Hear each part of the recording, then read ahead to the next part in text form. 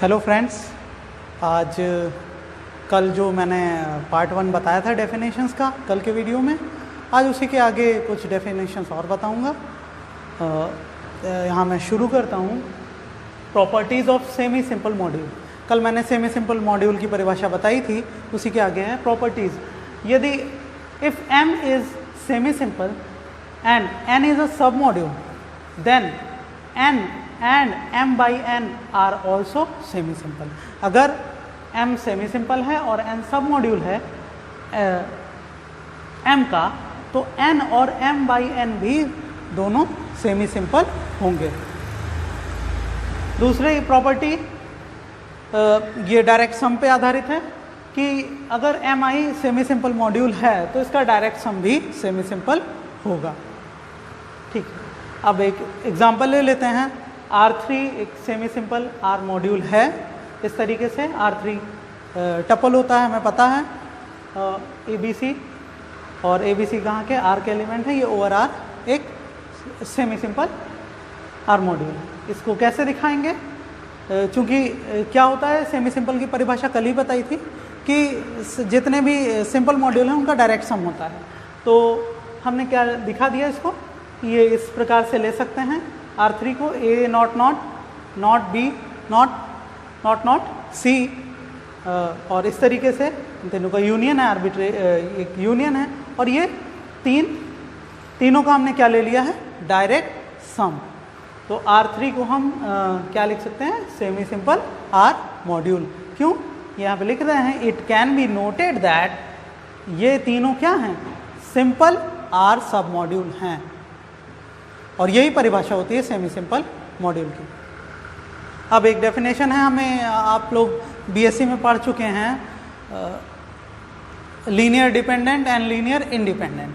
क्योंकि जो module theory है ये बहुत ज़्यादा कनेक्टेड है वेक्टर स्पेस से, तो अगला जो टॉपिक है लीनियर डिपेंडेंस और इंडिपेंडेंस के लिए।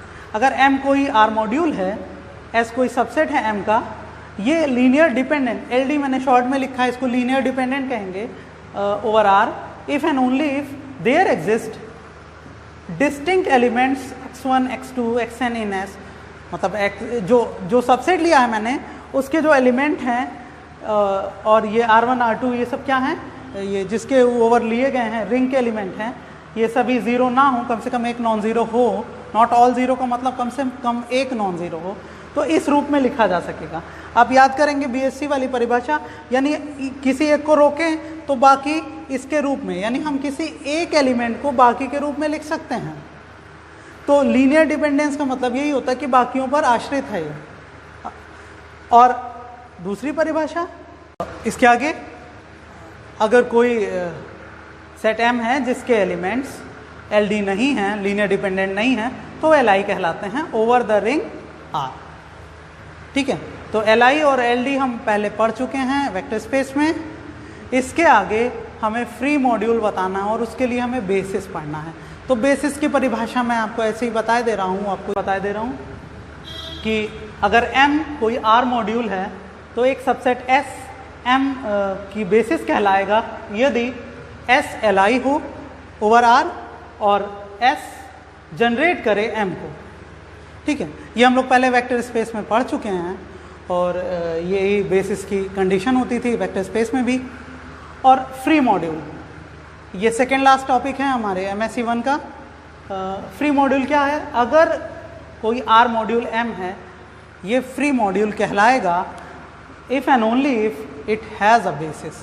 अगर कोई R मॉड्यूल M है जिसके पास कोई बेसिस मौजूद हो, तो वो फ्री मॉड्यूल कहलाएगा। इसके दो एग्जाम्पल हैं, आप लोग लिख लीजिए, और भी हैं example. Every vector space V over F is a free F module and every unitary R module R is a free R module. तो अब फ्री मॉड्यूल्स पे बात हो चुकी है, अब नोथेरियन और आर्टेनियन रिंग्स और मॉड्यूल पे बात होगी, और उसके बाद Hilbert basis theorem. Thank you.